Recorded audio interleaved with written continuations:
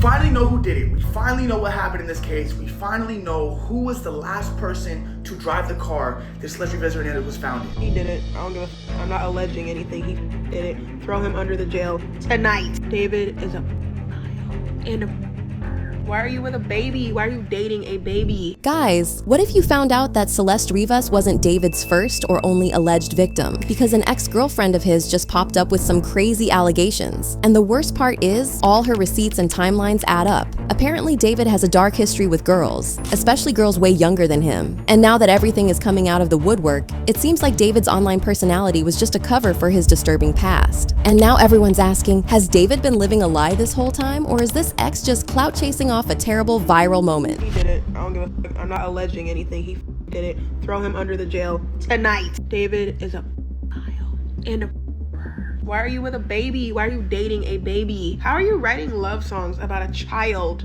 So, as y'all know, David has been slowly getting backed into a corner. The more evidence that comes out, the less likely it seems that this whole Celeste tragedy was an accident like his camp wants everyone to believe. However, what really broke through the noise was when a supposed ex-girlfriend started posting screenshots and receipts showing that David has been creepy like that for a long time. According to her, David had allegedly been bragging to have hundreds of hours of CP footage in his possession. David, aka D4VD, was allegedly bragging about the hundreds of hours of child porn that he has in his possession.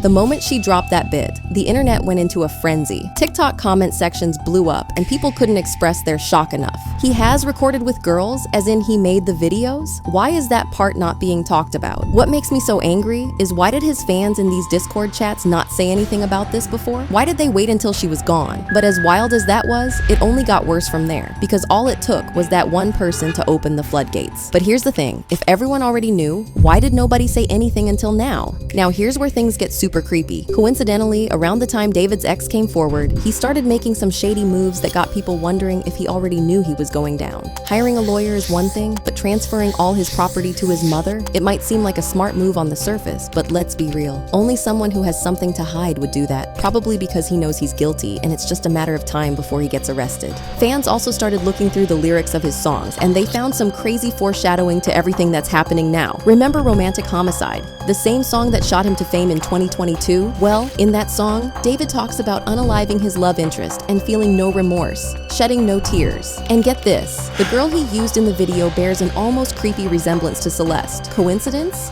Maybe. But when you add everything else, it seems way too clean. Less like artistry and more like a confession. While fans were looking through his social media, one interesting comment on his TikTok account popped up. It said, "Waiting for LAPD to get your behind for messing with a 13-year-old girl." This comment was on one of his TikTok videos about a song he had released earlier titled Leave Her. And just like his other songs, this one too had some pretty disturbing lyrics in hindsight. But what's super creepy about it is that this video and comment were from last year, after Celeste went missing, but way before her body was found. If people were already calling him out for messing with a 13-year-old back then, what are the chances that he also had dealings with other girls around the same age? Oh, but things spiraled from bad to worse pretty quickly. David's ex didn't just stop at exposing him for keeping those disturbing videos of young girls on his laptop. She had a lot more to say. According to her, David allegedly told everyone that Celeste was 19, and he had people on his Discord server back him up even though Celeste was only 13 to 14. What's even crazier is that David allegedly provided Celeste with a fake ID that she used to get into his shows. Right on cue, a screenshot of chats between David and Celeste where she's complaining that her parents won't let her come to his show, and he says he'll take care of it, started making the rounds on social media. It would turn out that this wasn't something David did with just Celeste. He allegedly had a guy who made these IDs for his female fans, most of whom were below the age of 18. But it gets worse. According to this girlfriend, nothing David does is an accident. Everything,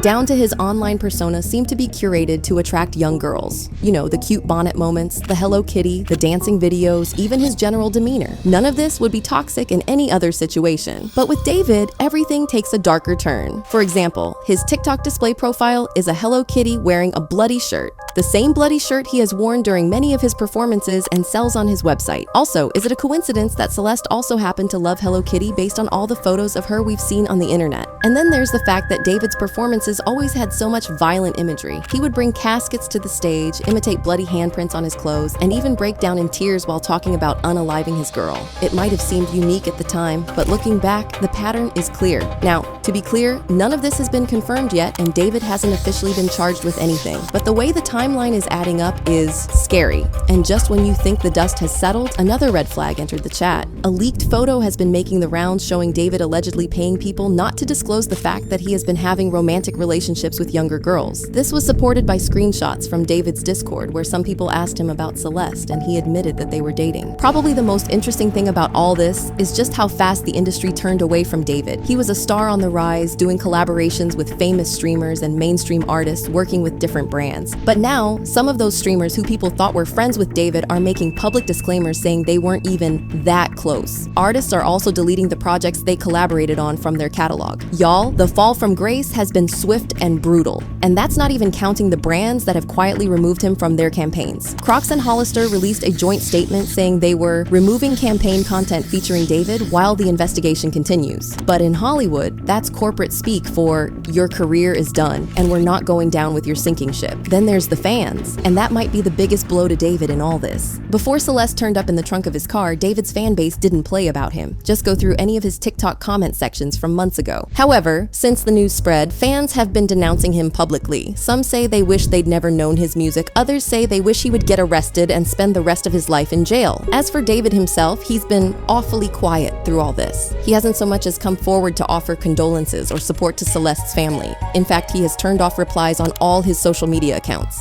And that's not the understandable type of quiet. It's the type that screams guilty or I have something to hide. But just when you think this story can't get any more complicated, it does. Up until this moment, it's been assumed that David doesn't know how Celeste ended up in his car because he was on tour when her body was discovered. But that might be changing, because police just received a tip that might flip this case on its head. A private investigator that has been quietly working on the case uncovered CCTV footage showing the last time David's car was driven before it was abandoned. And get this, the window was rolled down so they could actually see the driver of the car. Now, according to the investigator, it wasn't David, but the person was wearing the same outfit that was later seen on someone in David's tour bus just a few days later. What did you see in terms of the identity of the person driving through that open window?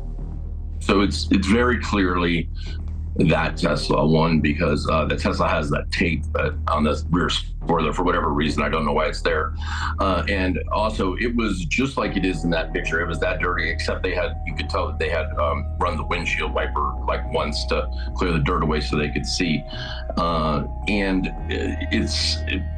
it comes very close to the camera, although there is some motion blur, but you can see the person and you can see what they're wearing, something pretty distinctive. And there's photos that I have from 12 hours earlier, a person at the house wearing the same thing. And I know that the viewers right now are screaming at the TV set saying, Ashley, ask him who it was. I mean, I honestly wish I could tell you. I don't want to, I don't want to interfere with LAPD on that.